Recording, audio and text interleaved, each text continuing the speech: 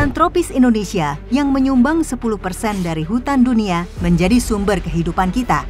Namun ancaman pembalakan liar terus menghantui, menyebabkan kerugian besar bagi ekosistem dan negara.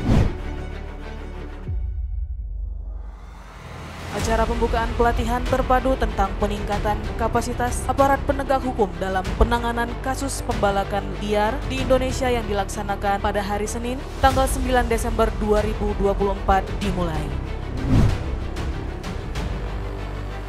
Badan Diklat Kejaksaan Republik Indonesia bersama dengan WRI Indonesia dan IPB University menyelenggarakan pelatihan terhadap aparat penegak hukum di wilayah Sumatera untuk penanganan kasus pembalakan liar. Pelatihan ini berfokus pada peluang penerapan teknologi forensik DNA kayu sebagai bukti hukum ilmiah yang memberikan kemampuan untuk melacak asal-usul kayu secara ilmiah. Teknologi ini tidak hanya mendukung pembuktian di pengadilan, tetapi juga memastikan pengembalian kerugian negara melalui penegakan hukum yang lebih efektif. Para peserta dilatih untuk memahami perkembangan regulasi, metode identifikasi kayu, dan peluang kolaborasi lintas sektor untuk menangani kejahatan kehutanan. Bahwa kita tahu bahwa negara kita sangat kaya dengan hutan. Namun, di pinggir kita lihat hutan, tapi di dalam kadang-kadang gundul. Sehingga penegakan hukum sangat diperlukan di sini. Dan ini sangat bermanfaat, ada perlu pemahaman dan kerjasama semua penegak hukum, sehingga pelaku bisa kita tindak dengan tegas. Indonesia ini kan cukup luas. Perpindahan barang kayu yang ada di daerah penebangan ke yang dibawa ke kota sudah berubah bentuk. Ketika itu berubah bentuk menjadi kayu olahan, maka untuk membuktikan tunggul kayu di TKP penebangan itu akan sulit. Nah, untuk membuktikan kalau sumber kayu itu dari mana, maka kita ke depan mungkin akan membutuhkan digital forensik kayu tersebut, DNA kayu tersebut.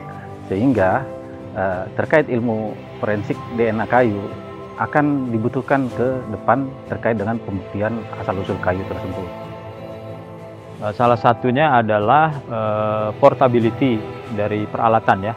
Jadi pada saat kita di lapangan ada beberapa alat yang bisa dibawa ke lapangan, tapi alat untuk analisis utama biasanya berada di laboratorium tempat kita bekerja. Yang kedua adalah sampel yang diperoleh dari lapangan tersebut, terutama penanganan terhadap sampel ya.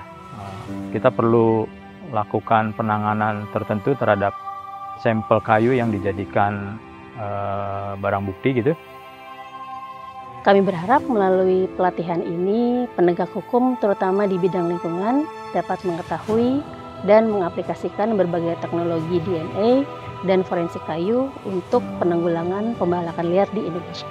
Dengan pelatihan ini diharapkan cara pandang Bapak Ibu sekalian, baik jaksa, penyidik maupun hakim menjadi lebih komprehensif dan mendapatkan pencerahan baru di dalam penyelesaian kasus-kasus tindak pidana pembalakan liar. Dengan kolaborasi lintas sektor dan teknologi inovatif, kita dapat mendorong sektor kehutanan yang lebih berkelanjutan. Pelatihan ini menjadi langkah penting untuk memperkuat koordinasi antara aparat penegak hukum dan ahli forensik, memastikan hutan Indonesia tetap menjadi warisan untuk generasi mendatang.